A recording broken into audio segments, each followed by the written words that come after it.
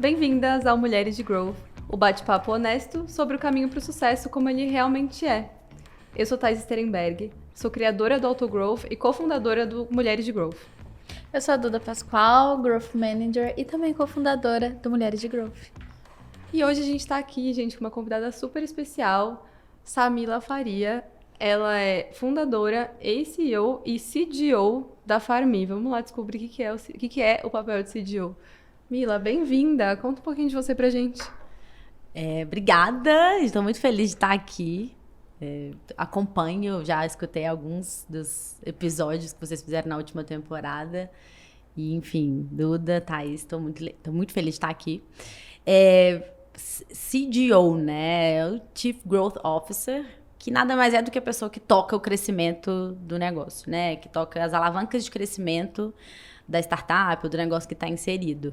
Então, hoje, eu assumi essa frente dentro da Farmi. Atuei, inclusive, 5 anos como CEO e justamente por saber muito quais eram as dores de crescimento e quais eram as hipóteses que eu tinha para alavancar o negócio, agora eu assumi essa frente porque eu tô tendo mais tempo e foco para entender o que pode, de fato, escalar, quais eram as minhas hipóteses desde o início, a gente consegue ver agora se faz sentido. Então, é basicamente tudo que envolve crescimento. E a gente tem dentro da área hoje o próprio marketing, toda a engine ali, né? Que é a maquininha de trazer os leads, né? Todo o basicão que a gente já entende de growth. Tem uma mentalidade muito forte de growth hacking que a gente vem construindo desde o início da construção dessa área, né?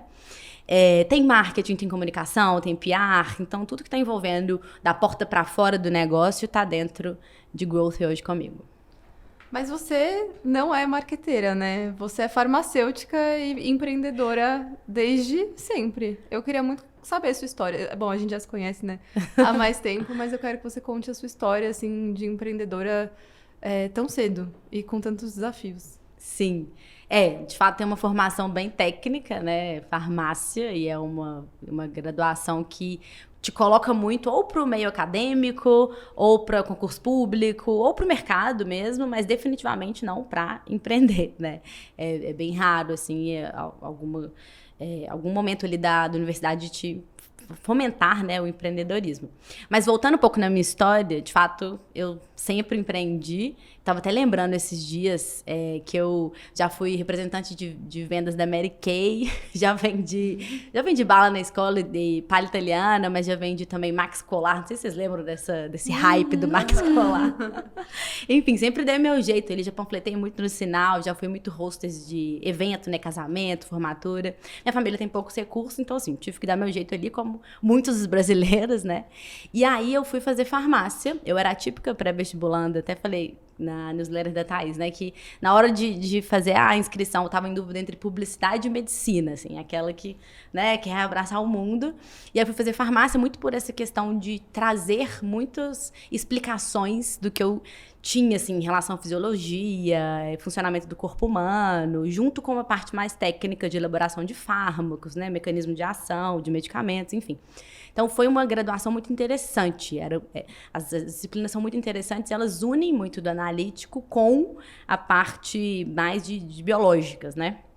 E aí eu fiz vários estágios, assim, ao longo da graduação, todos. E aí, quando a gente fala de farmácia, é um leque absurdo de oportunidades. Então, tem a própria drogaria, tem indústria, tem laboratório, tem hospitais, tem a parte clínica, fiz tudo. E eu falava, gente, mas não me encaixo em nada, não me vejo trabalhando com nada. Achava incrível, mas não me via como farmacêutica. E aí tinha uma veiazinha mais marqueteira falando de perfil, assim. Então, assim, sempre gostei muito de escrever, sempre tive esse lado criativo. Quando eu era mais jovem, né, adolescente, assim, as minhas amigas pediam pra eu fazer convite. Vai ter um aniversário de 15 anos, vai ter um casamento. Mila, escreve convite, porque você sempre escreve de uma forma que você coloca uma irreverência. Sempre tive essa facilidade, assim. Você me dá uns insumos, eu transformo aquilo. E logo no final da graduação, como eu já tinha passado por todas essas experiências e nada tinha mexido comigo ainda, eu comecei a dar mais voz para esse lado meu da escrita, da criatividade, e eu fui ser redatora freelancer da Rock Content. Que eu escrevia para blog de saúde, canais de saúde, tinha esse viés, né, da saúde, e amava, assim, achava o máximo. E foi legal, assim, pra eu ter uma fase de transição, pra eu realmente entender o que eu gostava de fazer. E, principalmente, para conhecer esse mundo, né, esse universo da inovação. Então, a própria Rock Content era um modelo de negócio que eu falei, gente, que sensacional isso aqui, né? Na época, em BH, tava um boom, assim, de algumas startups que, né, cresceram muito. A própria Hotmart, na época Simpla, enfim. E aí, eu tive a oportunidade ali de vivenciar esse cenário que estava bem fervoroso na época e comecei a me apaixonar por isso. E aí, é o que eu falo que acontece o alinhamento dos astros, né? Eu estava no final da graduação e as minhas 2 outras sócias, a Lu e a Marina, estavam se graduando comigo, mesma sala, muito amigas, amigas de ir para churrasco junto, namorados conheciam, família, daquele nível. E aí, cada uma delas começou a trabalhar num lugar. A Lu, numa casa de repouso, que é o que a gente chama de ILPI, né? Instituição de Longa Permanência para Idosos, que eu brinco que é o Asilo 2.0, que hoje é um modelo de negócio que vem se expandindo muito dentro do Brasil, fora do Brasil, e que é um asilo, mas que tem todo um cuidado assistencial muito mais robusto, né? Eles fazem aula de yoga, pilates, canto, é super legal. Além de cuidado assistencial clínico, né? E a Lu, ela foi contratada para trabalhar numa casa de repouso em BH, assim, super renomada, um atendimento excelente, mas que tinha um processo de organização e gestão e administração de remédios super crítico. Então, desde o início, ela tem um olhar para a operação muito único, assim. Ela consegue ver problemas do dia a dia e na cabeça dela ela cria um formato que ela simplifica processos de uma forma muito, assim, incrível mesmo. Ela tem esse dom. E aí a gente logo identificou aquilo. Eu lembro que era super crítico porque ficava uma enfermeira responsável pelo cuidado assistencial, mas também por essa gestão de remédios. Então, assim, exemplo prático. A enfermeira estava, às vezes, ela recebia um saco gigantesco, cheio de saquinhos dentro, com os remédios dos residentes. Então, um saquinho do Luiz, outro da Rosana, outro da Maria. E aí tirava cada saquinho, cortava o blister, e muitas vezes, no meio desse processo, por exemplo, cortando um blister de um psicotrópico, né, que é um medicamento super crítico, ela era chamada para acudir um idoso que estava desmaiando no banheiro, precisava ser internado. Então, no meio desse processo, enfim, né, não era o momento ali dela ser chamada. E a gente viu isso se repetir algumas vezes. Então, acontece, e a gente viu acontecendo dentro de algumas casas de repouso, idosos sendo hospitalizados por conta de erros de medicação. E erros que são completamente evitáveis, né? Então, como que a gente podia ajudar toda essa gestão, todas essas operações com o olhar farmacêutico que a gente tinha? Começou a vir algumas inquietações, assim, e a Lu começou a otimizar esses processos. Ela comprou alguns saquinhos de Ziploc, ela fez todas as cuidadoras baixarem o Drive na época, para elas começarem a colocar as receitas lá, enfim, ela já tinha essa visão. E a Marina, ela trabalhava num hospital psiquiátrico, também foi contratada para fazer a gestão de remédios, e as duas ali contratadas para isso, com aquele conhecimento prévio clínico, que a gente sabe que o farmacêutico podia entregar mais, isso trouxe uma frustração, assim. Tipo, eu tô fazendo um trabalho tão operacional, tão ligado mais à gestão, a gente pode trazer tanto mais resultado para a saúde das pessoas. Veio aquela coisinha no estômago, assim. Em paralelo, a gente tem uma amiga, que é a Paulinha, e ela tem uma mãe super crônica, super vulnerável, né? Usa vários medicamentos por dia, que a gente chama de polimedicada, quem utiliza 5 ou mais. E a Paulinha ia trabalhar fora do Brasil, falou, gente, me ajuda, vocês estão formando em farmácia aí, vamos lá em casa, ajuda a organizar os remédios, porque minha mãe não tá conseguindo tomar na hora certa, enfim. E a gente comprou saquinho aqui em São Paulo fala geladinho, né? Em BH a gente fala chup-chup, sabe? Saquinho de chup-chup. E a gente colocava cada saquinho para um horário, escrito com canetinha. Compramos aqueles nichos de acrílico, né? Para colocar os remédios. Desenhamos sol, lua, xícara de café. Colamos o esquema na geladeira. A gente fez todo uma esquematização ali pra ajudar ela a tomar remédio. É quase que colocar um marketing na hora de usar o remédio. Você falou, não é que você escreveu só a data e a hora. Você botou o sol, a lua, o cafezinho. Exato. Então é até um negócio meio de design, assim, né? É muito legal. 100%. É uma prática comum dos farmacêuticos fazerem em postos de saúde, em alguns lugares, justamente para a pessoa identificar. E a gente, enfim, organizou e foi para casa. Em pouquíssimas semanas, em 3 semanas, a Paulinha ligou e falou, gente, a minha mãe tá com colesterol melhor, a glicemia dela melhorou, pressão arterial melhorou e, fisicamente, aspectos psicológicos, ela também tá melhor. E a gente falou, não é possível, só com organização de remédio, porque ela começou a tomar o remédio certo, na dose certa e no horário certo. Então, aquilo ali veio com um clarão, assim. A gente estava vivenciando isso dentro do hospital, dentro da casa de repouso e dentro da casa, né, em domicílio, assim, dentro da casa das pessoas.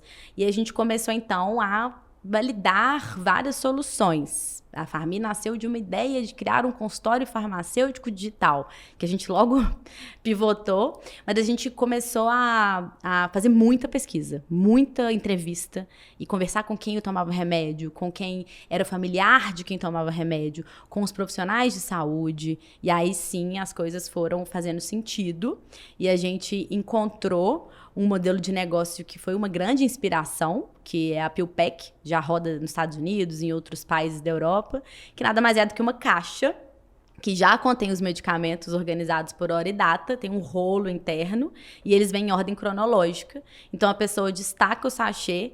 Então, Duda vai tomar 8 horas da manhã 3 medicamentos. Destaco das 8 horas da manhã e toma meio-dia, 8 horas da noite. E a gente entrega uma assinatura dessa box. Você recebe isso automaticamente de 30 em 30 dias. Até chegar nessa box foram várias validações e pivôs, mas tudo começou a se construir muito dessas vivências e dessa sensação de que a gente queria entregar mais, né? Uma pausa nesse episódio para apresentar quem apoia o Mulheres de Growth. Liderar um time não é fácil. E erros estratégicos em marketing growth podem custar muito caro. Pensando nisso, o GLA criou o GLA Empresas, um produto que é um mix de desenvolvimento de lideranças e equipes, consultoria de growth e conexões valiosas. O GLA vai entrar no seu negócio, entender como ele funciona e te ajudar a explorar suas principais alavancas de crescimento com um plano robusto. Você terá planos de desenvolvimento para os líderes, para o time e ainda irá estabelecer conexões de negócios estratégicas com grandes nomes de marketing e growth. E pode ter certeza, por investimento que vai caber tranquilamente no seu bolso. Acesse o link da descrição. Agora eu quero te apresentar uma nova forma de fazer design, a Fester. A Fester nos ajuda aqui no Mulheres de Growth a escalar a nossa produção de conteúdo através de um design simples, fácil e rápido. A gente vai deixar as informações sobre a Fester aqui embaixo na descrição. Bacana demais.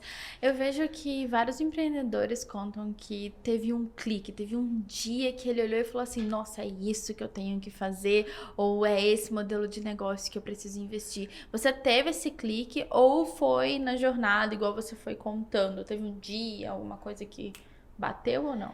Então, acho que essa sensação, essa vontade de empreender e de fazer acontecer, ela foi se construindo ao longo do tempo. Mas teve um dia fatídico, que é quando a gente já estava procurando soluções, e a Lu, ela achou a PillPack, que é como se a gente materializasse tudo que a gente já estava tentando construir na nossa mente. Uhum.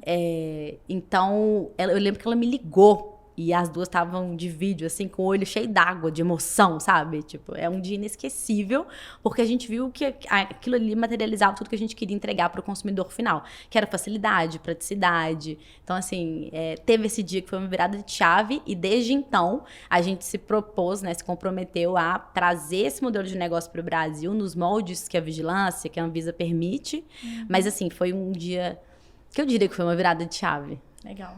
E, Mila, assim, acho que existe também um espaço entre você ter uma paixão ou abraçar uma dor que você viveu, você viu na pele, enfim, de pessoas próximas, que é muito do que você está trazendo, e você, de fato, abrir uma empresa, né? Acho que tem uma distância enorme, e ainda mais vocês, recém-formadas ou universitárias ali no final do curso, que provavelmente nunca tinham tido essa experiência, né? Não sei se alguma delas tinha, enfim, empreendido ou tinha contato com o empreender, de fato, no Brasil, mas que a gente sabe que não é simples. Então, entre buscar ter a paixão de resolver a dor e, de fato, constituir um negócio, o que você viu ali de desafios e como que vocês três acordaram assumir esse risco, se jogar para dentro do desafio, do negócio, e até como que vocês se dividiram, assim, nessa trajetória? Legal. Foi muito desafiador essa época. Quando a gente começa um negócio, todo mundo faz tudo ao mesmo tempo. Porque você tá provando uma ideia ali, né? Pelo menos você tem o primeiro cliente. Então, assim, nesse momento não tinha muita divisão de tarefas ou de chapéu de que cada uma ia colocar. Mas, com o tempo, a gente precisou começar a pensar nisso. O ponto desse início, né, que eu acho que foi o maior desafio, é que, além das 3 estarem saindo da universidade, não, as 3 não, nenhuma das 3 tinha experiência, ninguém tinha carteira assinada ainda, e ninguém tinha empreendido antes. Mas, além disso, de não ter a experiência, as 3 eram farmacêuticas. Então, assim, um dos feedbacks, né, quando a gente fazia pitch e tal, a banca sempre falava, gente, cadê a complementaridade desse founder team, né? Não, tem ninguém de tecnologia? Não tem. Lógico que depois entrou, né? Enfim, a gente teve que buscar pessoas para complementar, mas no início eram as 3, e a gente foi muito por perfil mesmo. Então, eu sempre fui essa pessoa da comunicação, esse olhar para marketing, então cuidava de vendas, marketing, RH, financeiro, tudo que competia, né, essas áreas. A Lu, essa cabeça operacional, ela que começou a colocar o negócio de pé, ela que garantia que toda a linha de produção, né, desde da compra com o fornecedor, a chegada do medicamento, a área de picking, as etapas de produção e logística, tudo isso ela foi observando como acontecia no mundo real e materializando isso de uma forma digital para que a gente tivesse todos os pontos de checagem, de rastreabilidade, de conferência na nossa plataforma, que é o PharmEOS, que a gente criou internamente, para garantir que todo o processo, né, de entrega do medicamento aconteça de forma adequada, porque todo esse processo a gente inventou mesmo, não existia nenhum bench para a gente fazer. O modelo que eu falei que existe fora do Brasil, né, que o maior case é a PillPack, eles têm um hardware, que é um big robô, que você já coloca os canisters gigantes dos medicamentos, que vem direto da indústria, e o robô mesmo já cospe os sachês. Aqui não, a gente teve que começar muito manual. E a Lu sempre teve esse olhar para trazer pro físico as coisas. Eu sempre fui essa pessoa que eu falo que é o Pink e o cérebro, né? Sempre fui que trazia muitas ideias, vamos dominar o mundo, e ela colocando na vida real para acontecer. E a Marina, pé no chão, do tipo, segurando a gente pela... Calma, onde vocês estão indo? E aí ela olhando muito para a parte regulatória. Mas voltando um pouco para a Lu ainda...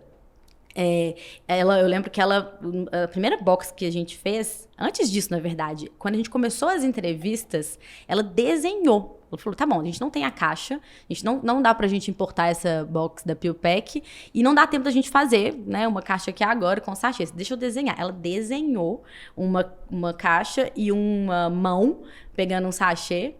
E a gente ia nas casas de repouso, batia na porta e mostrava o desenho. Falava, o que você acha desse desenho? Tá sentido?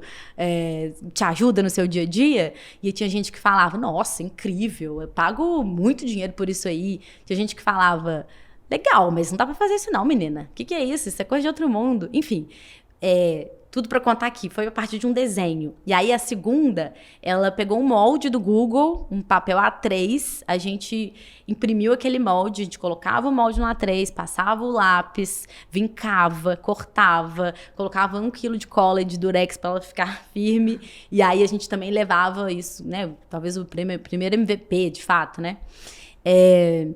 Então, ela sempre teve esse olhar mais operacional, então ela tocou tudo isso, né, de início ao fim ali, desde a compra até a entrega da box ao consumidor final. E a Marina sempre teve um olhar para pessoas, ela tem esse olhar muito humanizado, ela tem esse olhar clínico, né? Então, a Pharmee, ela tem essa entrega do produto, mas a gente sempre teve um time de farmacêuticos que acompanha, né, o tratamento medicamentoso, que tira dúvidas, que faz as consultas farmacêuticas. Então, ela sempre tocou essa parte, que hoje ela está na parte de CS, CX também, mas sempre teve esse olhar e muito do back-office, que farmácia, né? A gente é uma farmácia, tem CNPJ de farmácia, então tem um back-office ali bem complexo também, de aviação de receita médica, faturamento, são muitos SKUs, tem toda uma complexidade também que ela tocou muito no início. Então, respondendo a sua pergunta, foi muito pelo perfil. Eu era essa pessoa mais faladeira, comunicativa, falava com os investidores, a Lu operacionalzão e a Marina esse olhar mais humanizado, cuidava muito do time dos nossos clientes. Eu sou muito entusiasta de empreendedorismo, né? E volta e meia eu fico lendo algumas pesquisas para entender o perfil das pessoas, enfim. E tem uma que fala que existem 3 momentos muito bons para empreender. O primeiro, quando você tá lá na faculdade, que você não tem tanta conta, você não tem filho, enfim, então o seu custo de vida é baixo. O segundo, quando você faz algum tipo de exit, você já tinha stock option, enfim, e já tem uma reserva de emergência para te segurar bem ali. E o terceiro, quando você já tá aposentado, você já provou tudo que tinha que provar e tá tudo bem, você não vai tomar decisões baseadas no calor, assim, né, na ansiedade. Aí eu queria saber de você se foi um desses momentos o seu, e se não, qual que foi? Como que foi pra você? Eu acho que foi, sim, porque a gente tinha acabado de sair da faculdade, então tinha esse momento de arriscar, de fato. Lógico que já tinha amigas que trabalhavam na indústria, estavam ganhando muito bem em relação à minha situação atual, mas a gente teve um apoio da família, a gente teve um apoio de amigos próximos, foi interessante receber esse apoio e as pessoas acreditavam na gente. Mas hoje, por exemplo, eu vejo que foi, de fato, um risco que a gente tomou. Eu tava falando isso esses dias, que o primeiro salário, né, entre aspas, que a gente tirou foi R$500. Depois foi para 750. De fato, para sobreviver, para chegar, que sempre foi uma farmácia física, né? Sempre tivemos que ter uma unidade física. Então, era assim, para pegar o busão mesmo, atravessar a cidade, chegar lá e trabalhar.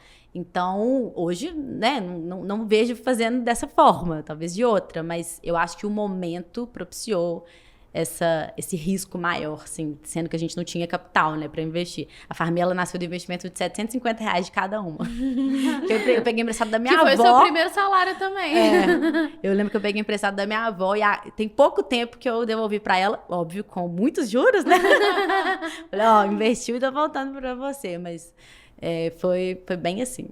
Boa. E falando de investimento, entendi que vocês botaram dinheiro do bolso, né? Por menor a quantia que seja, acho que era o que vocês podiam. E é muito legal ver que vocês realmente mergulharam de cabeça no projeto logo que vocês viram que existia uma dor e uma solução. Mas aí depois você falou que você teve investidores, certo? Como que foi o momento de decidir captar? E assim, como captar sem experiência, sem saber o caminho? O que você fez para achar esse caminho? E até para convencer os investidores a investirem em vocês. Sim, legal. O primeiro investimento foi um investimento nível anjo, que não foi necessariamente de um anjo, porque foi de uma aceleração de startups com foco em saúde, o Biotech Town. É uma iniciativa de Belo Horizonte, que nasceu em Belo Horizonte, na verdade, que foca em startups da saúde. E ali a gente entrou não necessariamente pela grana, mas muito é o que a gente fala muito de smart money, né? A gente precisava entender como que era essa configuração de uma startup, os conceitos, né? Que eram muitas siglas, muitas coisas novas pra gente na época. E a gente precisava dar uma acelerada mesmo na nossa aprendizagem, né? Já que a gente não tinha tanto background assim. Então, a gente entrou ali muito para sugar desse conhecimento e no sentido mais real da palavra de acelerar esse início.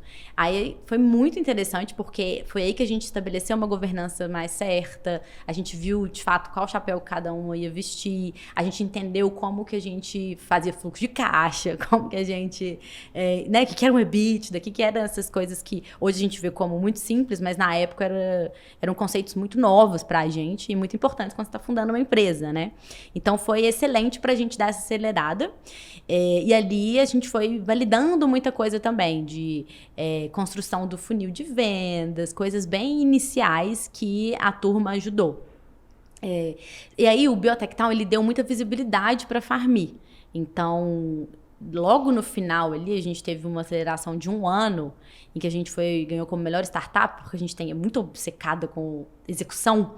Então, tudo que a gente se comprometia ali semanalmente na banca, a gente executava. Às vezes entregava mais, às vezes dava errado, óbvio, né? Mas a gente sempre executou muito, deu a cara a tapa.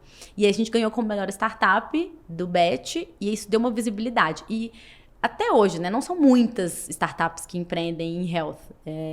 Na época eram menos.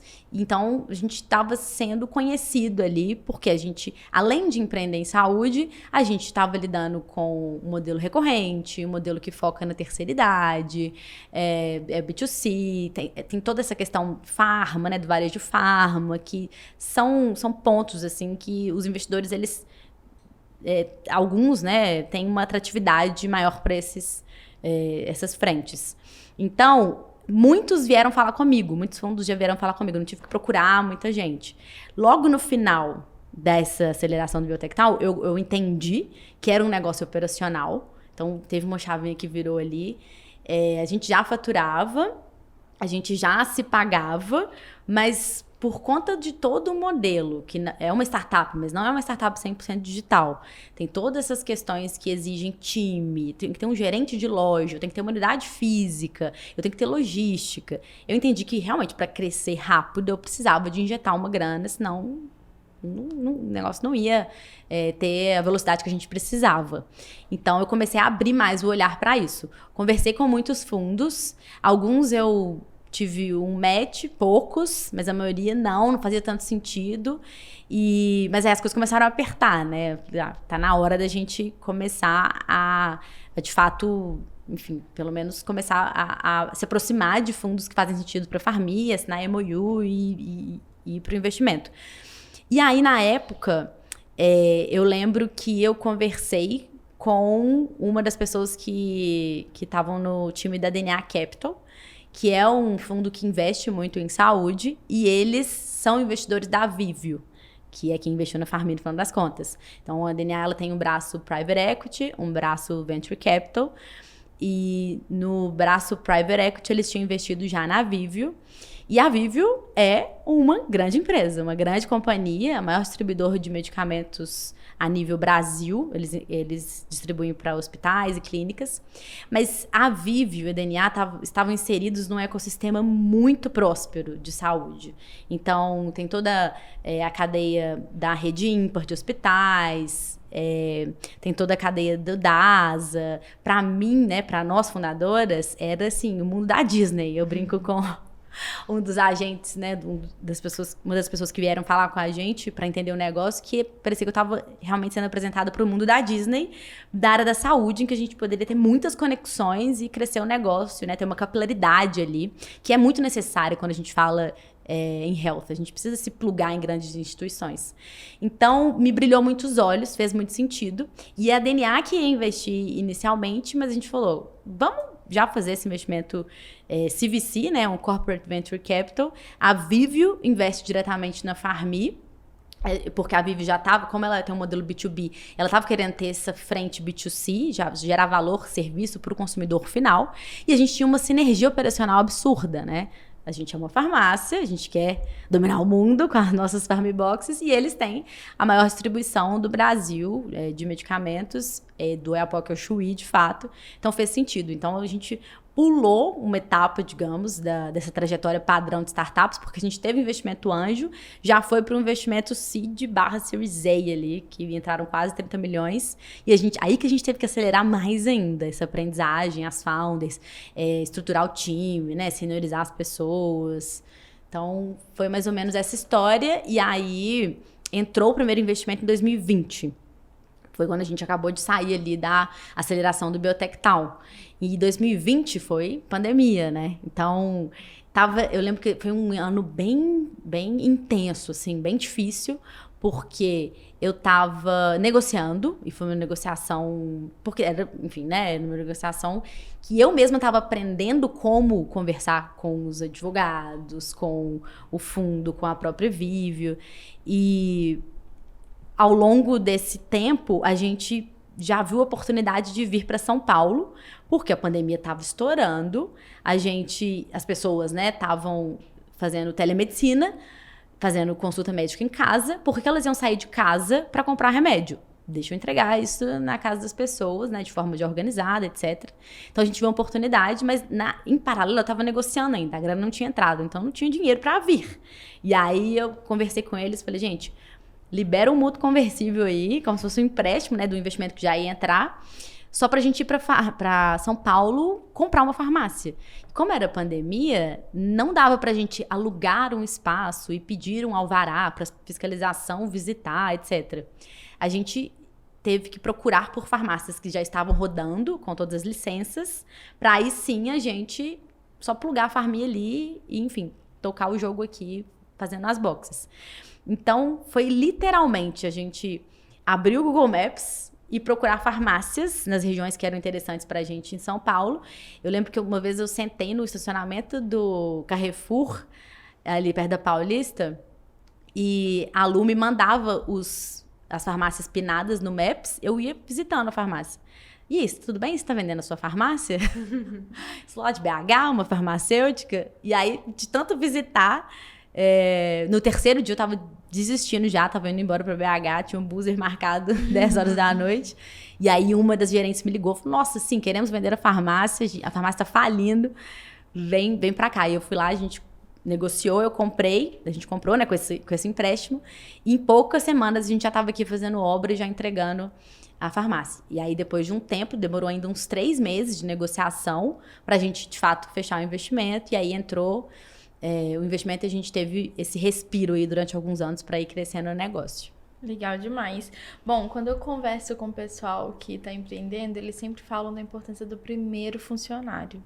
Eu queria saber como que você escolheu o cargo, a posição, a missão, enfim, desse primeiro funcionário de vocês. É uma ótima pergunta. O primeiro funcionário, inclusive, saiu tem pouco tempo. Foi uma coisa, que é o Cícero.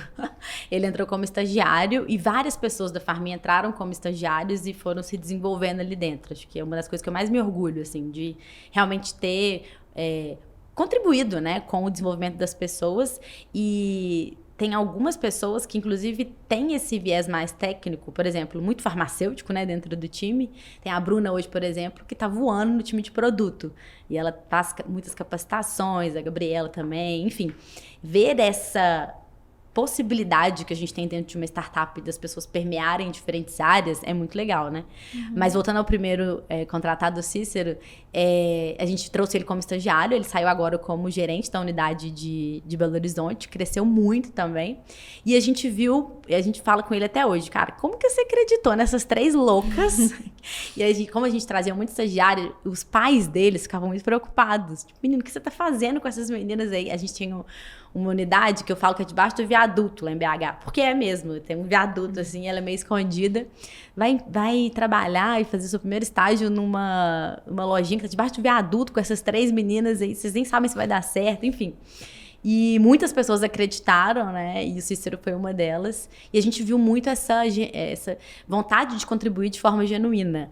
Muito do nosso, aliás, não muito do nosso, mas o único ativo que a gente tinha na época era vender o sonho, né? Eu falo que eu fui uma vendedora de sonhos por alguns anos, até o negócio se provar.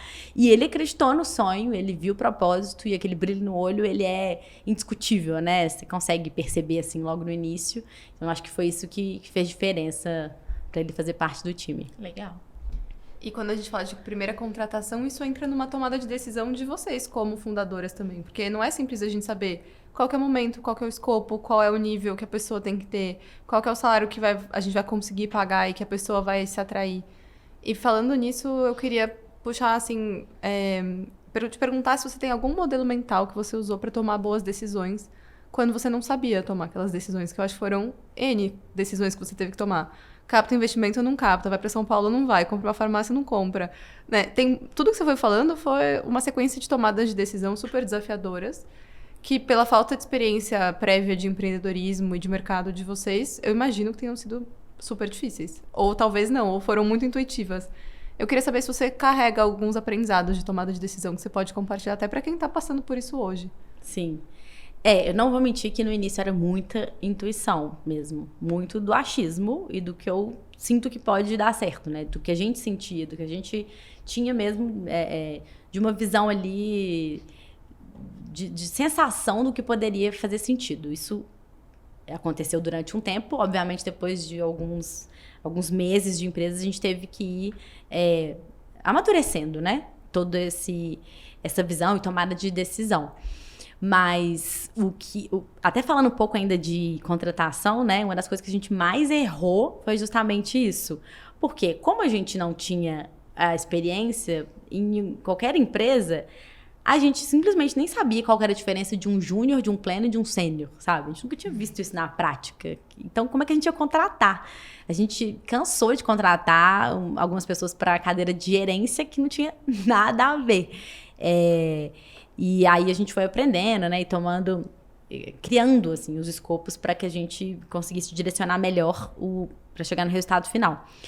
Eu gosto muito de ponderar prós e contras no sentido mais básico de tomada de decisão, porque quando a gente fala em empreender, a gente tem muito... Assim, eu acredito que toda decisão ela vai trazer um ônus, né? Então, o que a gente entende que é deal breaker, a gente não segue, o que a gente entende que fere os valores, inicialmente das fundadoras, depois os valores da própria empresa, a gente não segue, e dependendo da decisão, a gente vai ter que realmente passar por alguns perrengues ali ou ajustar algumas coisas visando o resultado final. Então, eu utilizo muito esses prós e contras para seguir. Ainda confesso que tem um pouco de intuição, porque eu acho que o empreendedorismo tem um pouco disso, né? Mas hoje a gente consegue ter mais visão de aprendizado mesmo. Mas coloco na balança. A gente tem um mercado que romantiza o exit, né? Como que foi isso para você? Foi bem interessante. Contando um pouco, né, de como aconteceu, a gente entrou, como eu disse, com um investimento CVC e todos estavam já cientes de que se desse certo, a gente ia vender a Farmi. Então, a gente não estava numa trajetória padrão de startup com captação com fundo, né, de investimento. A gente estava com uma grande empresa. Então, se a gente crescesse e batesse o business plan, tudo que a gente tinha ali de meta de faturamento, de crescimento, fazia sentido da gente ser adquirido no final das contas. Então, não foi uma surpresa, né, esse exit. A gente estava se sentindo já que ia para esse caminho. Em 2022, a gente ainda tentou captar com fundo, mas foi logo no ano ali que teve todos a desacelerada, né? Exatamente. Então, tava bem complicado, assim, o mercado. E a gente tem um modelo operacional que, para ser sincera, não é tão atrativo para a maioria dos fundos, né? De fato, eles buscam modelos mais escaláveis. Até a nível Brasil, a Farmi tem limitações ainda, né? Do ponto de vista até regulatório. A gente hoje atende região metropolitana de São Paulo, de BH, mas não atendemos outros estados. Então, tem algumas limitações de expansão que não são tão atrativas. Então, a gente começou a colocar a Farmi no mundo mesmo, digamos, e pegar alguns feedbacks. E muitos deles trouxeram essa visão. E aí que a gente viu que faz sentido a gente continuar no nosso ecossistema aqui, né, com esse investidor que já entende de escala operacional, que já entende de uma expansão geográfica, nível Brasil, e a gente seguiu pro exit, né? Então, a gente vendeu a Farmi em 2023, tem um ano agora, foi logo no início, e foi um processo, assim, a tomada de decisão, por mais que eu já sabia que podia acontecer, não foi algo do dia para a noite, não foi algo fácil. Existe um processo de desapego, existe um processo de entendimento, porque é um filho, não tem jeito. É a construção de um time. Como eu disse inicialmente, a gente teve que vender muito sonho, então pessoas muito apaixonadas pelo negócio. A gente tem um impacto na saúde das pessoas que trazem um propósito muito forte para o negócio. Então, é muita coisa envolvida que acho que existe, de fato, uma necessidade de um desapego quando você vai vender.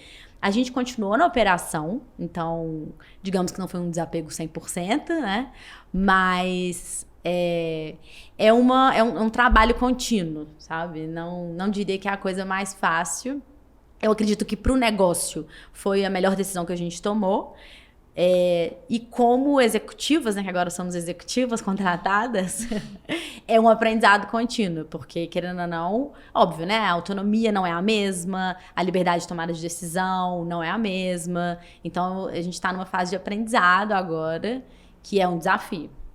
E acho que até vale contextualizar o que é o exit, qual é a diferença de capital investimento, que é basicamente você entregar 100% das ações ou, né, do direito da empresa para um comprador. Que é diferente de você vender parte e ter investidores que vão ter cobranças, dependendo do tamanho que eles tenham ali do pedaço, dos percentuais das ações da empresa. Mas, no caso, vocês passaram o dono do negócio não deixou de ser vocês e passou a ser a empresa, certo? A compradora. Exato. Então, quando a gente tinha investidores, eles entraram com certa quantia de capital e eles, em troca, recebem uma participação da empresa. E, em paralelo, a gente vai construindo o negócio juntos, né? Então, a gente sempre buscou por investidores que poderiam contribuir de alguma forma com o crescimento do negócio. Então, a gente tinha reportes mensais em que eu puxava ali todos as principais conquistas, as preocupações, o que estava pegando mais em growth, né, de captação de novos clientes, operacionalmente falando, do ponto de vista regulatório, fazia um compilado ali de como que o nosso estágio estava naquele mês, trazia os resultados financeiros, né? Então, quanto que a gente queimou de caixa, como que tá a nossa EBITDA, uma visão geral. E a gente reportava isso para eles entenderem como que estava a saúde do negócio. Métricas super importantes, né? Como o crescimento de clientes, churn, LTV, CAC, tudo isso num compiladão geral. E a gente passou todos os meses em que a gente era investido ainda, construindo, recebendo a grana e fazendo esses alinhamentos, né? Para ver se a gente estava seguindo para um caminho em que todos estavam na mesma página. Uhum. Depois de um tempo, quando eles compraram 100% das ações. Então, as 3 founders venderam 100% das ações. E hoje eles são donos 100%, são donos de fato da família. Qual característica que você enxerga em si mesma, que você olha e fala, cara, sem essa característica eu não chegaria onde eu tô? Eu considero a capacidade de engajar, motivar. Então, no início, eram 3 doidas querendo fazer um negócio acontecer, sem muita experiência, sem uma carreira sólida, só com sonho. E tanto em relação às minhas sócias, quanto em relação ao time, eu sempre tive essa habilidade de entender em cada pessoa o que ela tinha de melhor, assim. Então, essa pessoa que tem isso muito bom, deixa eu explorar isso nela e fazer ela crescer em cima desse talento, ou desse dom, ou dessa habilidade. Então, nas 2 sócias, óbvio que a gente teve muito perrengue e muito arranca-rabo, né? A gente não foram tudo flores, justamente por sermos muito amigas, mas mesmo assim eu consegui puxar muito elas nesse sentido. Hoje, quando tudo passou, a gente fez o exit, elas falam, obrigada, Mila, por ter me desenvolvido nesse sentido e tal, mas é um desafio. Então, eu acredito que eu tenho essa habilidade de explorar o melhor das pessoas e, a partir disso, motivar e engajar em prol de um propósito, de um sonho. Legal. E, bom, você foi minha cliente na mentoria e aí a gente desenvolveu a conversa e uma das coisas que você sempre me trouxe, que eu concordo 100%, é que você é uma ótima contadora de histórias. E eu acho que isso faz muito sentido com essa habilidade que você está trazendo de entender o que a pessoa tem de melhor e contar a melhor história possível para engajá-la, para fazer com que ela brilhe os olhos tanto quanto você brilha e você consegue compartilhar a paixão. Mas tem um outro lado que é o fato de você, assim como nós, ser mulher empreendedora com 2 outras sócias mulheres, com pouca experiência. E se você virasse antes de eu te conhecer, se alguém virasse pra mim e falasse 3 meninas aí saindo da faculdade vendendo um sonho, eu ia falar, pô, difícil, boa cara. sorte. Difícil, boa sorte. Então, assim, queria saber quais foram os desafios que você, como mulher, empreendedora, cofundadora, CEO, teve na jornada que você construiu ao longo dos 6 anos da Farmi, pensando principalmente na relação com investidores, assim, que eu acho que quando você é dona da empresa, você e suas sócias, vocês colocam as regras do jogo, porque é dali pra dentro. Mas quando a gente começa a falar dali pra fora, que tem investidores onde principalmente os fundos são liderados por homens, né, os interesses ali são majoritariamente masculinos, como que vocês lidaram com isso do início até esse momento, onde já foi feito o exit e agora vocês são, como você mesma disse, né, executivas? Uhum. Você tocou no ponto da narrativa, né, da construção de história. Eu acho que tem alguns ambientes que eu realmente me sinto muito à vontade para contar história, para fazer um pitch, por exemplo, né, da dor da Farmi, o mercado que a gente endereça, o que viemos para solucionar. É um local confortável para mim, mas eu vivenciei situações desconfortáveis nesse sentido. O que eu acho que ajudou, sinceramente, no início, é que a gente, como não tinha tanta experiência, também era muito ingênua em alguns aspectos.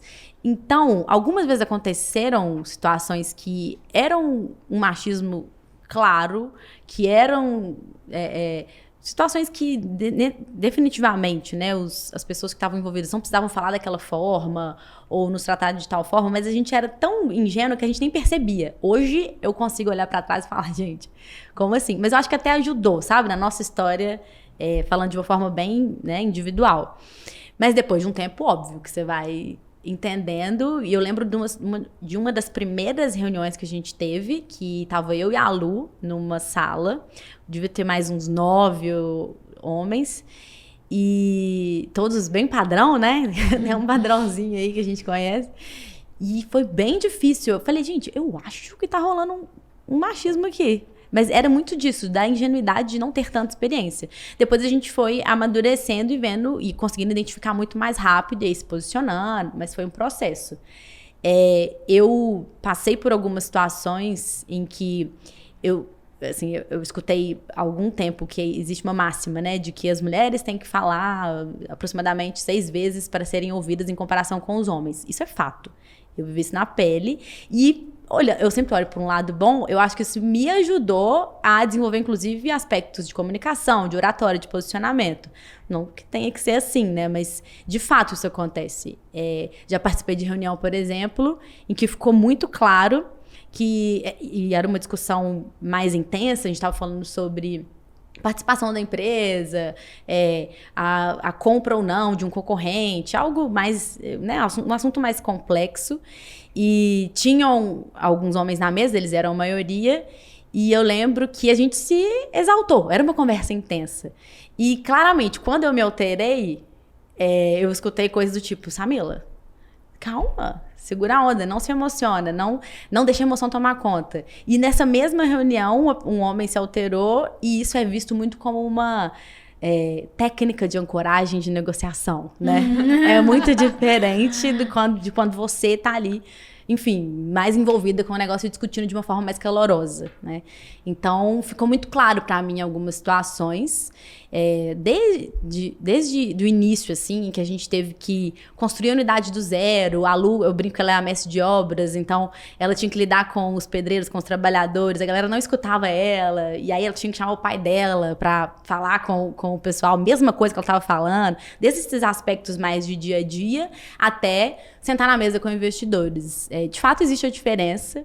A gente teve que ter muito jogo de cintura, engolimos alguns sapos, mas acho que tudo foi tornando a gente mais forte, né? E ainda existe, a gente consegue identificar com mais facilidade, mas temos um longo caminho pela frente, né? E sabe uma coisa que é legal, que você foi falando, eu acho que eu vejo ponto em comum entre as outras entrevistadas dessa temporada, que é esse olhar otimista perante os problemas. Muitas delas falaram, tipo, cara, sim, já sofri machismo, mas eu trago o lado bom disso. Já fui demitida, mas trago o lado bom disso. Como isso me ensinou, como isso me desenvolveu. Eu não sei se eu posso simplificar dessa forma, mas é a habilidade rápida de olhar o copo meio cheio. 100%. Né? Eu vejo muito isso. Muitas das vezes, por sermos 3 fundadoras mulheres, um dos convites que eu mais recebo é para falar em alguma palestra que está defendendo o empreendedorismo feminino, né? Que é para fomentar e inspirar outras mulheres, que eu acho o máximo. E no início eu ficava até um pouco confusa, assim, sobre a forma como eu ia falar. Porque eu acho que existe uma linha muito tênue entre o vitimismo e, de fato, o que é a realidade, o que a gente quer defender, onde a gente quer chegar. Existe um local que é nosso de direito, que a gente tem que conquistar e que a gente está no caminho. Eu vejo muito progresso desde o momento que a gente começou a empreender em 2018 até hoje. Muito mais mulheres estão à frente de negócios e em cargos de liderança mais altos. Óbvio que tem um caminho absurdo pela frente, mas eu lembro, por exemplo, que o primeiro bet que a gente participou de uma pré-aceleração, a gente tinha 80% de homens, poucas mulheres, e eu falo que mulher é muito resiliente, né? Porque a gente ia passando semana a semana e algumas startups eram eliminadas. E aí, no final de 4 meses, esses 20% de mulheres se tornaram 60% das startups que passaram. Que legal. Pra mim, isso é um resumo incrível, sabe? E aí, depois de 3 anos, eu acompanhei o Bet e tinham mais mulheres, muito mais mulheres do que quando a gente iniciou em 2018. Então, as coisas estão acontecendo. Acho que a gente tem que se unir, né? Se integrar, fazer networking, conexões, esses grupos que nos dão mais oportunidade de troca e a gente se fortalecer. Mas a gente está num caminho incrível. Para a mulher que está enfrentando agora uma situação de machismo dentro da empresa onde ela trabalha ou no mercado onde ela empreende, o que você sugere de dica, enfim, de sugestão? Acho que o primeiro, respira fundo, porque é uma coisa muito frustrante, né? Acho que, de fato, existe uma raiva ali, porque você tá fazendo seu trabalho igual ou melhor do que pessoa do outro sexo e você sofre por questões que, né, não competem à sua performance, à sua produtividade, à sua entrega.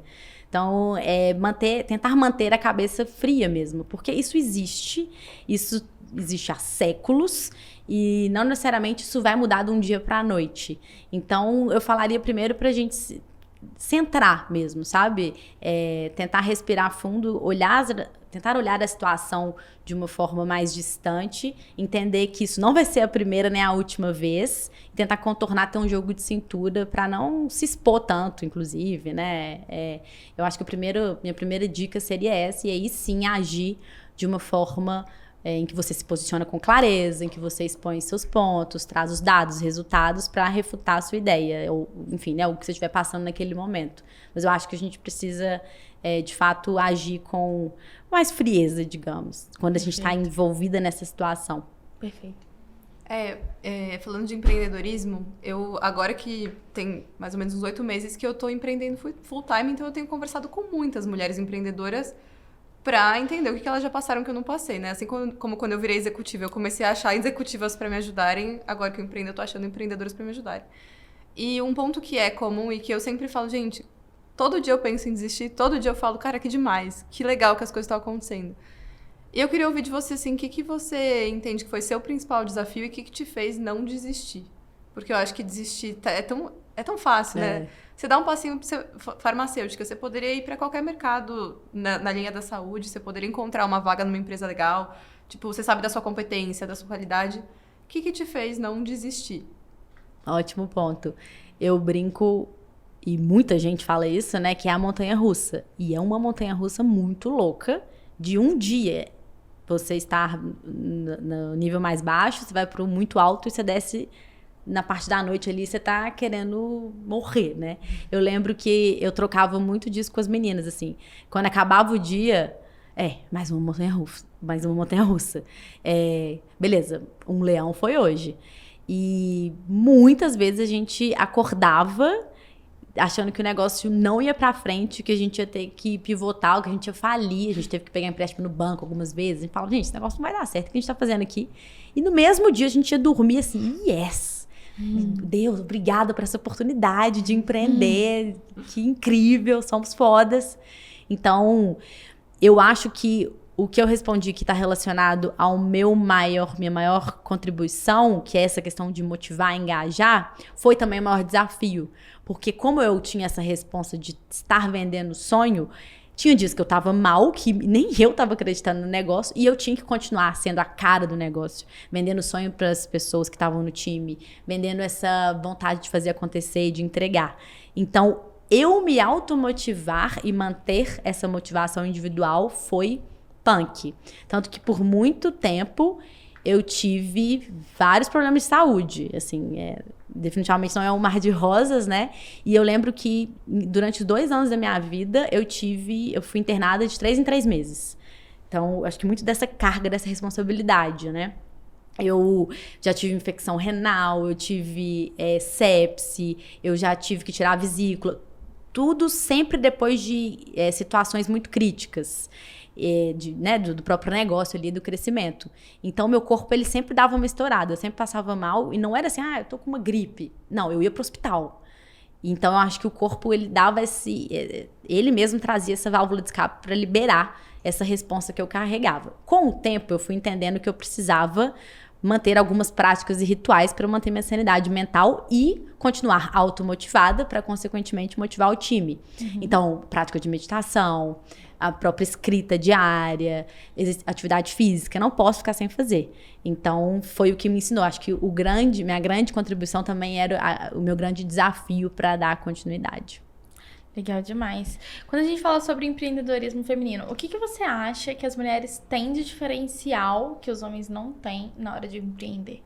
Acho que 2 coisas. O primeiro, eu acho que a mulher tem um olhar mais abrangente, mais amplo. Eu tenho muito orgulho de falar que durante a trajetória da Farmi, durante a maior parte do tempo, a maior parte das lideranças foi representada por mulheres. A gente teve um quadro de 60%, 70% mulheres durante todos os anos. Hoje isso mudou um pouco, mas eu vejo que as mulheres, elas têm uma capacidade que eu falo que é o olho de águia, sabe? Tá vendo o atual, mas tá vendo o futuro também, tá vendo como que alguma ação operacional impacta nesse time, mas lá no time de RH, lá no time de operações, e também um olhar para as pessoas que eu acho que tem um tato diferente, que tem talvez um cuidado, né? Na hora de contratar, por exemplo, eu vejo que a gente consegue enxergar alguns aspectos do perfil, que a gente tem mais uma sensibilidade maior para identificar, tanto para o lado negativo quanto para o positivo. Uma certa intuição, talvez, eu acho que a gente tem esses pontos que são bem positivos no trabalho. Legal.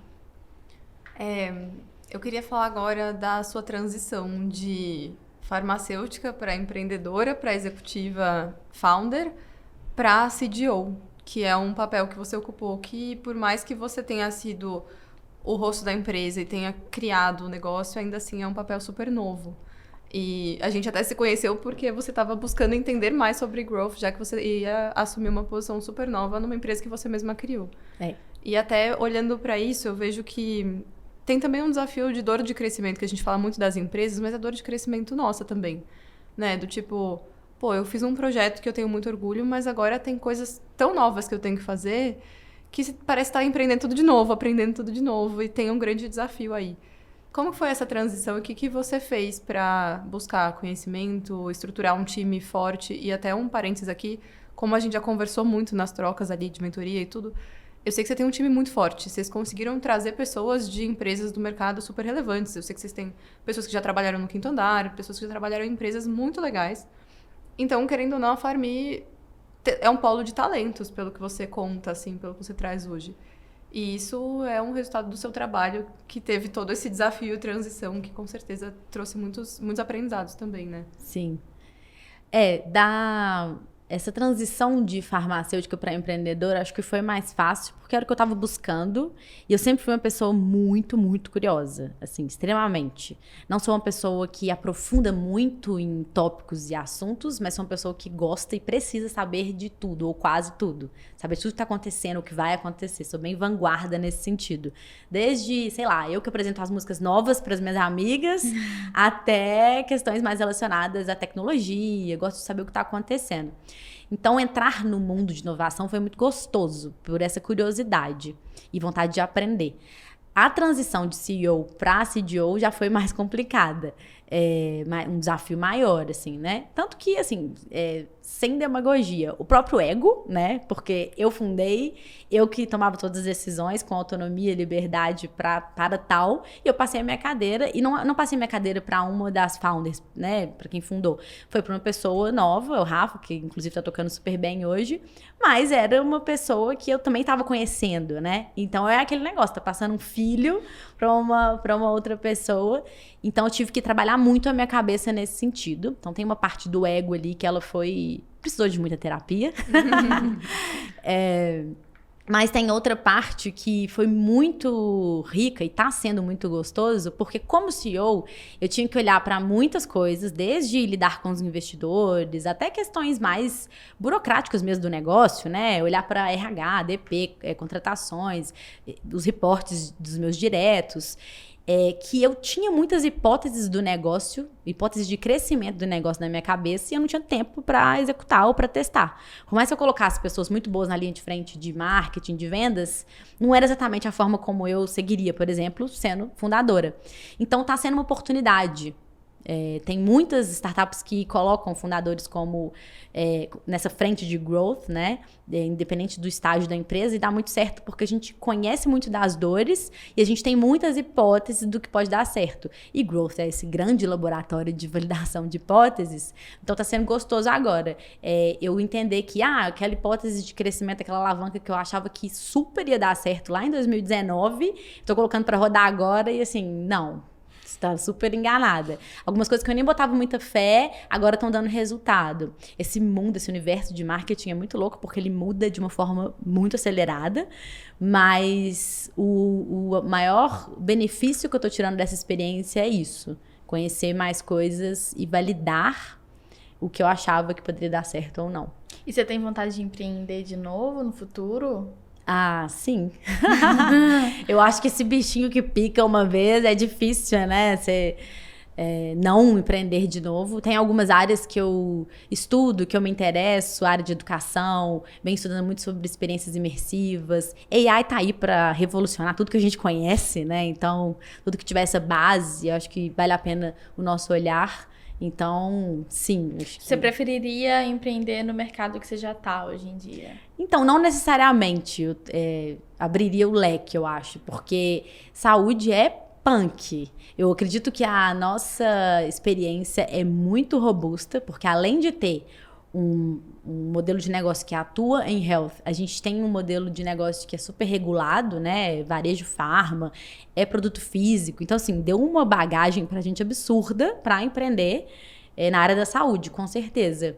Mas eu acho que buscaria também conhecer outros mercados para ver o que está acontecendo. Tem esse espírito desbravador aí, que acho que eu brinco com as minhas sócias, que acho que o mais difícil em saúde a gente fez, que é um produto físico, né, com todas essas características que eu falei. Talvez outros desafios agora possam fazer sentido, mas não sei. Tem um tempo ainda até isso acontecer.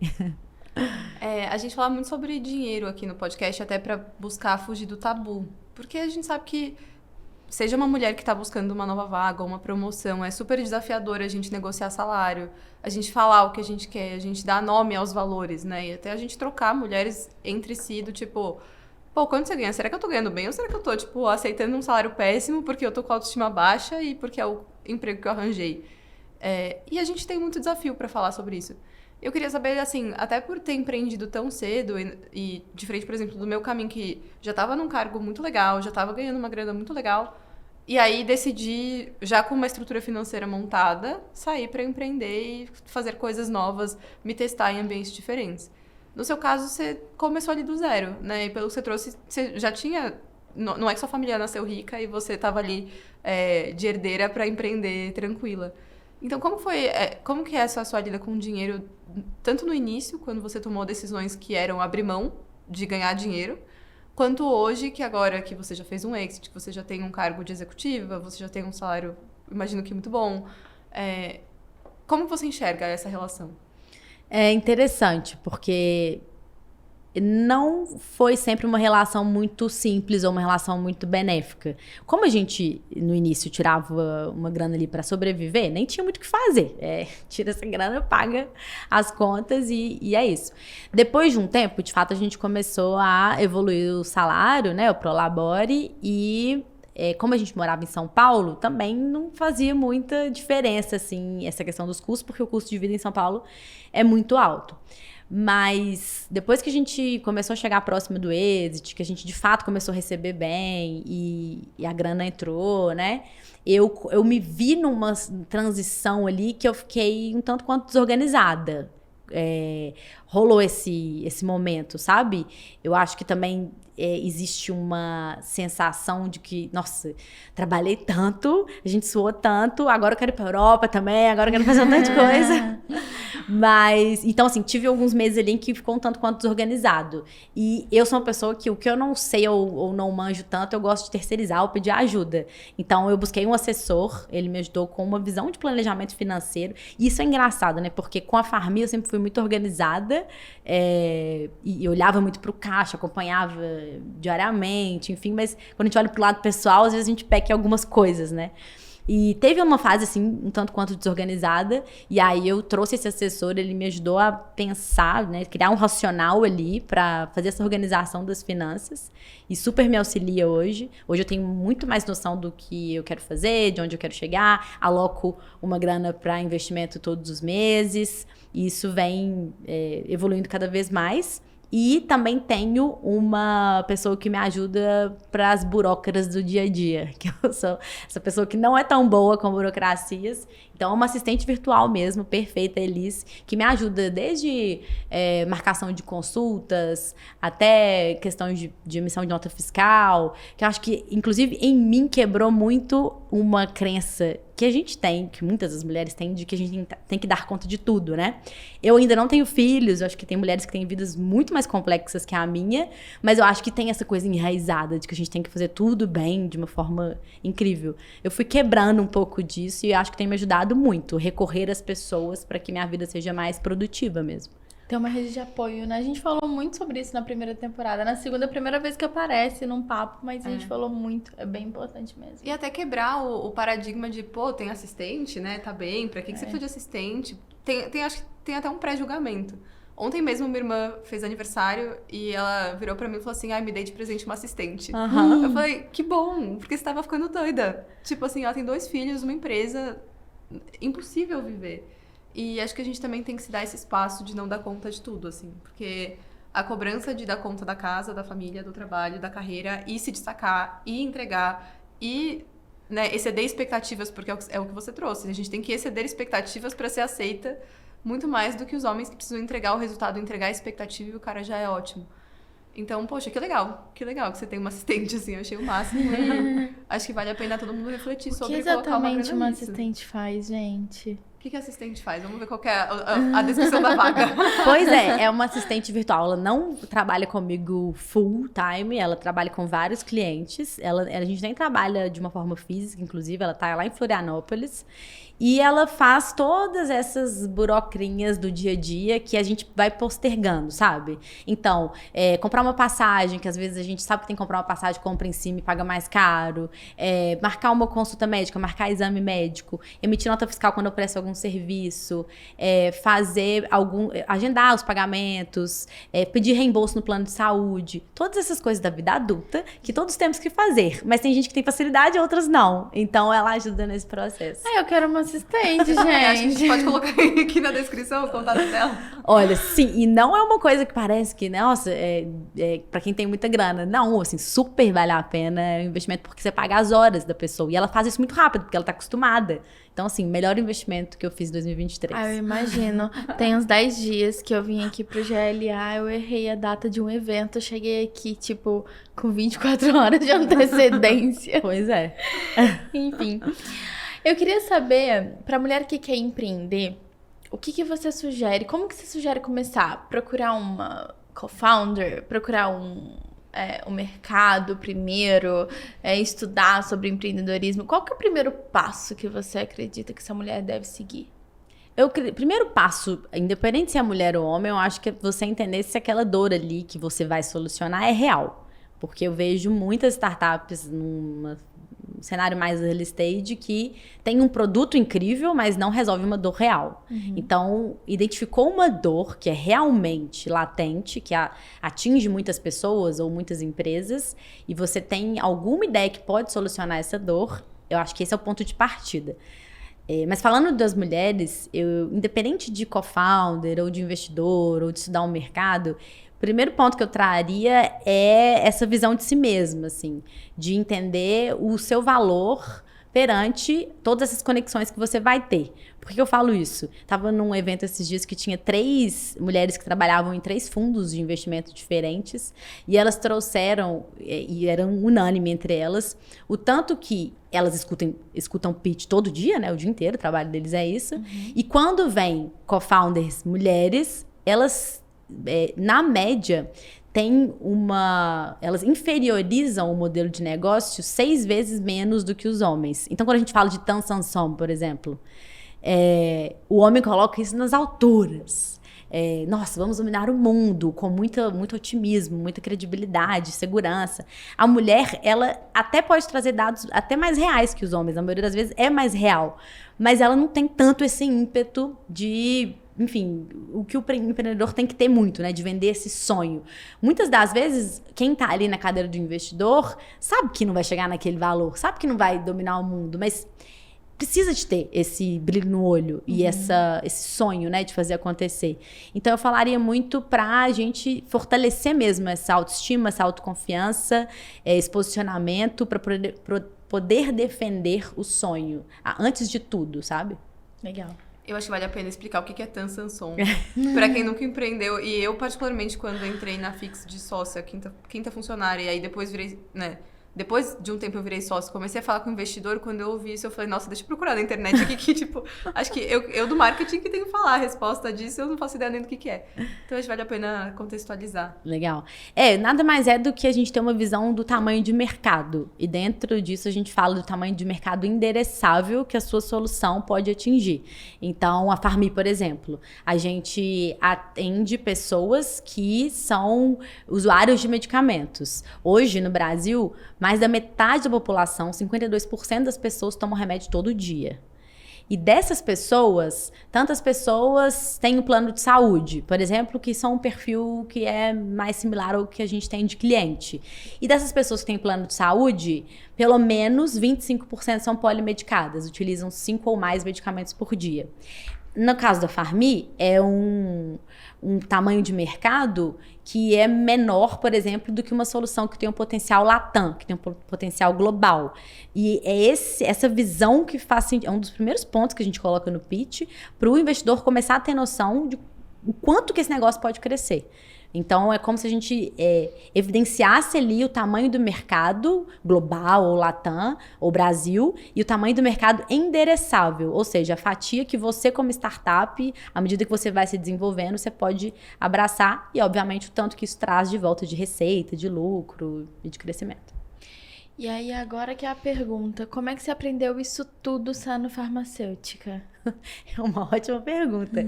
Eu não sei se eu sei a resposta, mas acredito que foi muito pela minha vontade de aprender mesmo.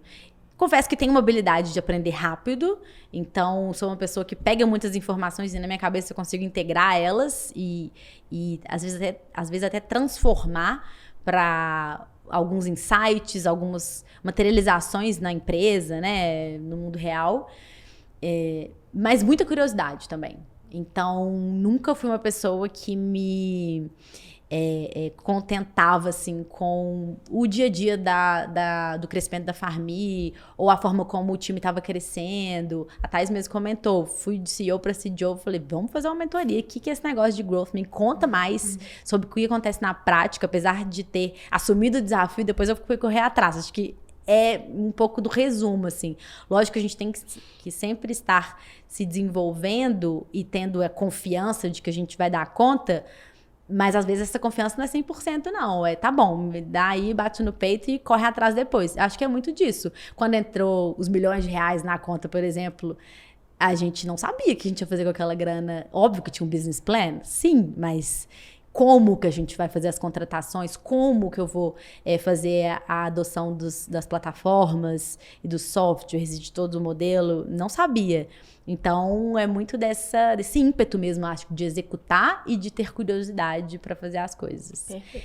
Acho que, assim, não na verdade, é muito necessário adicionar que eu tive alguns mentores durante a trajetória, que fizeram muita diferença, justamente por eu não ter experiência. Então, é até engraçado, em cada etapa da Farmi, eu tive pessoas especiais que contribuíram ali para o meu desenvolvimento, principalmente, e consequentemente do negócio.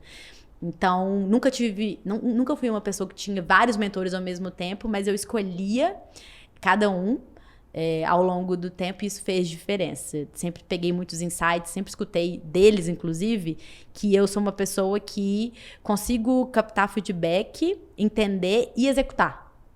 Então, eu sou muito de pagar pra ver. Vamos ver se esse negócio que a Thais tá falando faz sentido mesmo. Aí eu vou lá e aplico. Eu leio um livro, eu sou aquela pessoa que tô na metade do livro, grifo, tiro foto, mando pra sócias. Gente, vamos fazer isso aqui agora. Até meio exagerado às vezes.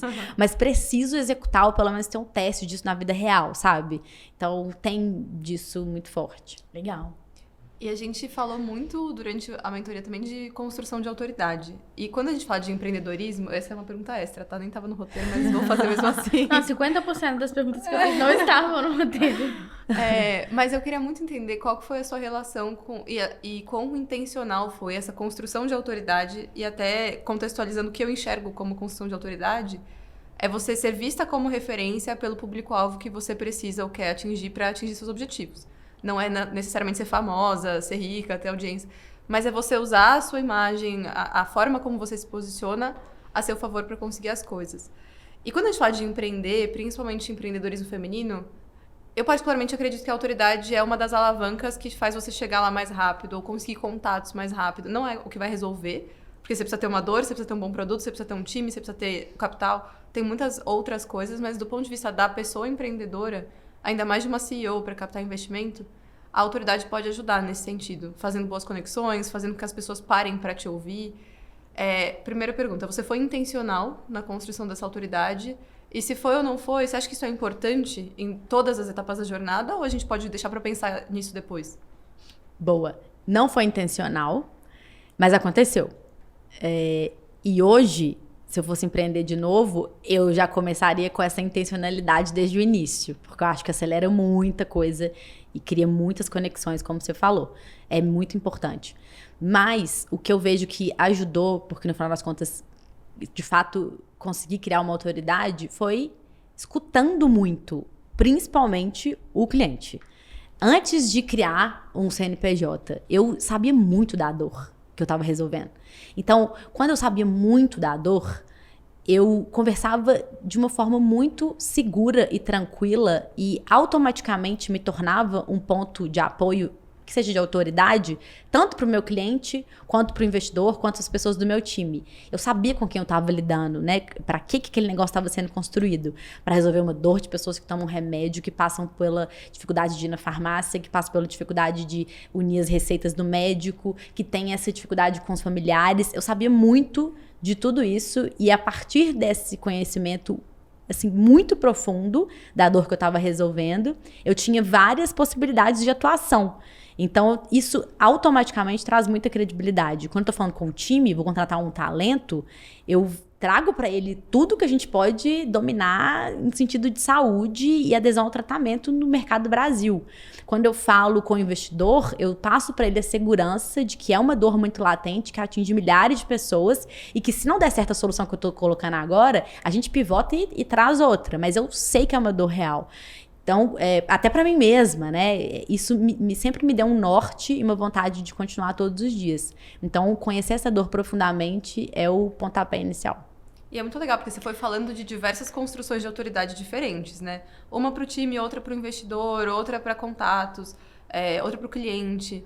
Então, é muito legal quando você fala, poxa, isso é realmente um acelerador. Eu, particularmente, acredito que é muito, mas a gente dificilmente sabe fazer, né? E a autoconfiança, acho que é uma das principais alavancas da autoridade, que é por conhecer muito bem o que você está falando. Então, muito legal, concordo super com o que você trouxe.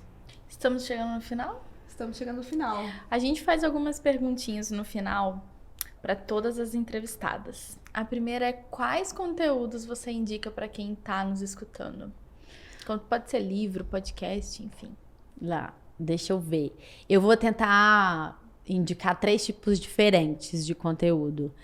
O primeiro é um livro que eu li há pouco tempo, que chama Indomável. Não sei se vocês já ouviram falar, da Glennon Doyle, que não é um livro de business. Ele fala muito sobre a vida real dessa autora. Inclusive, é a autora de Comer, Rezar e Amar. Vocês já devem ter ouvido falar.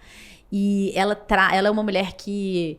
Ela era casada, uma escritora de sucesso já, com 3 filhos, e de repente ela se vê num momento da vida em que ela se apaixona por outra mulher e começa a construir uma outra história. É super legal, ela traz algumas crônicas, algumas situações da vida em que ela se mostra como uma mulher que tem seus defeitos, que tem tem uma ferocidade interna, assim, que faz ela querer conquistar mais coisas. E acho que, como estamos falando para muitas mulheres, é um livro bem interessante para a gente trazer alguns insights assim, pro mercado de trabalho, sabe? De fato, é uma coisa que... É um livro que mexeu muito comigo. Falando de experiência, que eu gosto muito disso. Eu acho que faz muito sentido quando a gente tá inserido no mercado de trabalho, seja empreendendo ou na carreira, a gente plugar experiências paralelas, porque eu acho que isso ajuda demais na nossa performance. Então, para ser mais prática, no semestre passado eu fiz aula de teatro. Isso me ajudou de um tanto no dia a dia do trabalho, me ajudou a me trazer uma visão mais estruturada de mim mesma, mais expressividade, eu me enxergar mesmo como uma mulher que tá ali representando outras mulheres, né, que tem um poder de fala. Enfim, foi surreal, além de trazer conexões muito legais, completamente diferentes do mercado que você está inserido. Então, eu acho que o teatro, especificamente aula de teatro livre para não atores, esses de curta duração, em São Paulo tem muitos, mas no Brasil todo tem. Acho que todo profissional de qualquer área deveria fazer, sabe? Eu acho que traz uma visão de si mesmo muito legal, me ajudou muito, eu indico. Terceiro, tava com um aqui na ponta da língua. Eu falei de livro, um podcast que eu estou amando, que eu acho que é incrível e tem muito a ver com esse background de saúde, que é o do Huberman. Huberman Lab, tudo de bom, professor de Stanford. E ele traz muitas... tudo que ele fala está muito fundamentado em estudo, né? A base científica dele é absurda.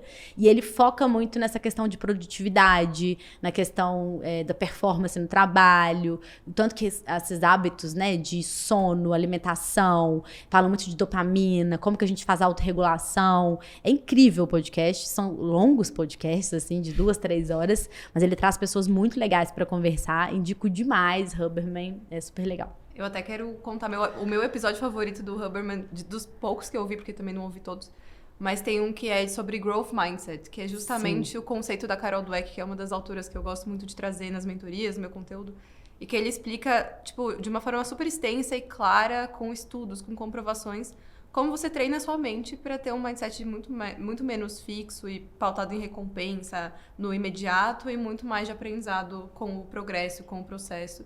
E acho que isso é a base do empreendedorismo, porque se você não gosta do processo, só gosta da recompensa, ela demora muito para chegar.